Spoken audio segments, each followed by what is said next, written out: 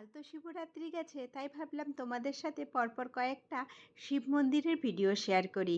এই শিব মন্দিরটি শ্রীশৈলামে যখন পুজো দিয়ে আমরা হোটেলে ফিরছিলাম হেঁটে হেঁটে, পাশে একটা পুরনো মন্দির দেখতে পেয়ে ঢুকে পড়লাম। সেটাই এই মন্দির। এই মন্দিরে যেখান থেকে আমরা বেরোচ্ছি দেখছো, এটা একটা কুয়ো মতো ছিল। একদিক থেকে ঢুকে অন্য দিক থেকে বেরিয়েছি আমরা। আর এই শিব মন্দিরের ভেতরে ঢুকে দেখি অনেকগুলো শিব মন্দির এর ভেতরে আছে। প্রত্যেকটা ছোট্ট ছোট্ট শিব মন্দিরে বিভিন্ন নামের শিবলিঙ্গ আছে।